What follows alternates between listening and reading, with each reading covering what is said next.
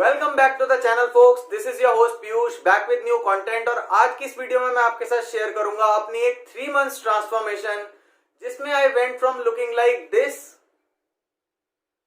To this just by working out at home with dumbbells and a resistance band. तो मेरा ये video बनाने का मेन पर्पस है आपको एजुकेट करना कि क्या आप भी एक ऐसी ट्रांसफॉर्मेशन कर सकते हो with in a span of 90 days. तो इस वीडियो में मैं आपके साथ शेयर करूंगा अपने मैक्रोज, अपनी एक्सरसाइजेस जो मैंने परफॉर्म करी ड्यूरिंग दिस ट्रांसफॉर्मेशन एंड मैंने जो सप्लीमेंट्स यूज किए। तो स्टार्ट करते हैं सबसे इंपॉर्टेंट पॉइंट के साथ कि क्या आप भी ऐसी ट्रांसफॉर्मेशन कर सकते हो इन जस्ट 3 मंथ्स। तो इसका आंसर एकदम स्ट्रेट फॉरवर्ड नहीं है।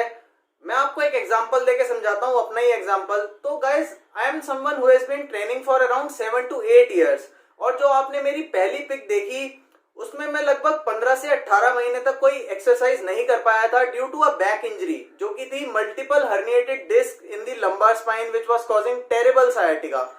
सो इस दौरान मेरे सारा जितना भी गेन्स थे, जितना भी मसल मास मैंने डेवलप किया था ओवर द इयर्स, वो सब चले गए। But before suffering this injury I used to look like this.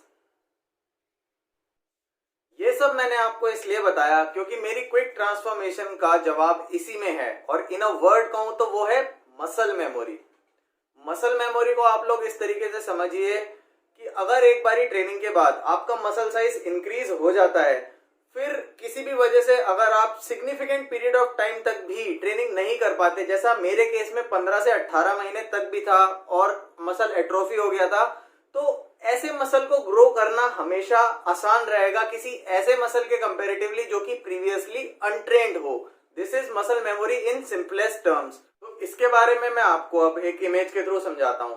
जब आप नई नई एक्सरसाइज स्टार्ट करते हो तो जो प्रीवियसली अनट्रेन्ड मसल होता है वो एक्वायर करता है nuclei by fusion of satellite cell muscle growth से पहले।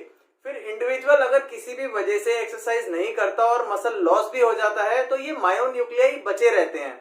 तो जो ये एलिवेटेड नंबर ऑफ न्यूक्लियाई जो मसल फाइबर्स में होते हैं, जिन्होंने पहले कभी ग्रोथ एक्सपीरियंस की होती है, यही प्रोवाइड करते हैं बेसिस फॉर मसल मेमोरी। इसी वजह से प्रीवियसली ट्रेन्ड लोग आसानी से रिट्रेन हो पाते हैं। इंसानों में इस तरीके की मेमोरी 15 साल से लेकर के परमानेंट भी हो सकती है, बट मायोन्यूक्लियाई को ओल्ड एज में रिक्रूट करना ज्यादा डिफिकल्ट होता है, तो it's better to start training early.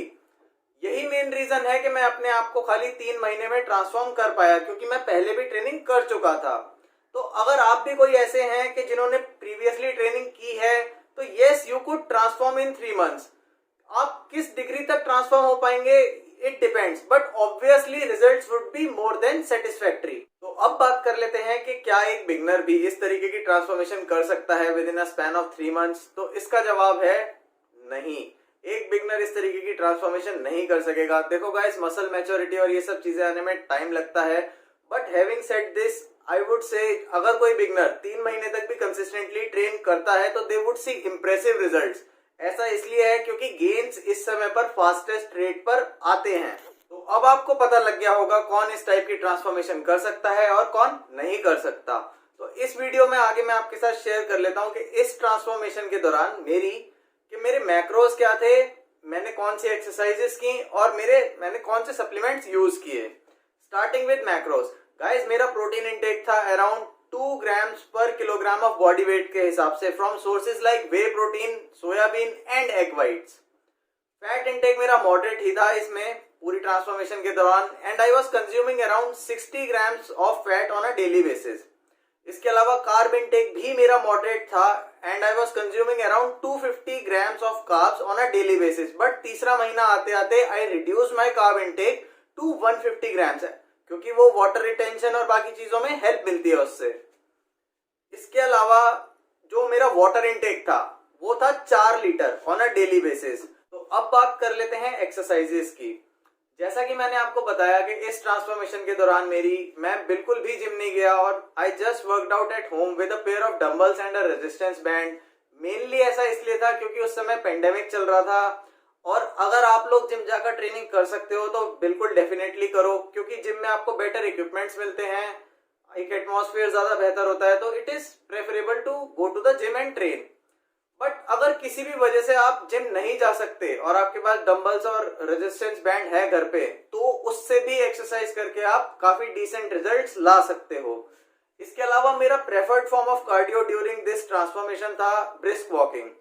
मैं 10 से 12,000 कदम डेली ब्रिस्क वॉक करता था।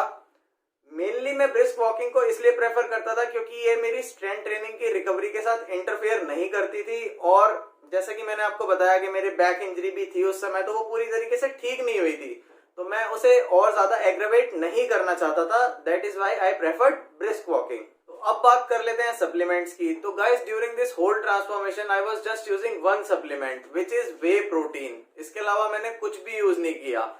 वे मैं दिन में एक ही बार यूज कर रहा था क्योंकि बाकी सोर्सेज से मेरा प्रोटीन कवर अप हो रहा था। So this is all that I had for today guys. Hope you did like the video. अगर पसंद आई हो तो लाइक कर देना, शेयर कर देना, सब्सक्राइब कर लेना, एंड थैंक यू।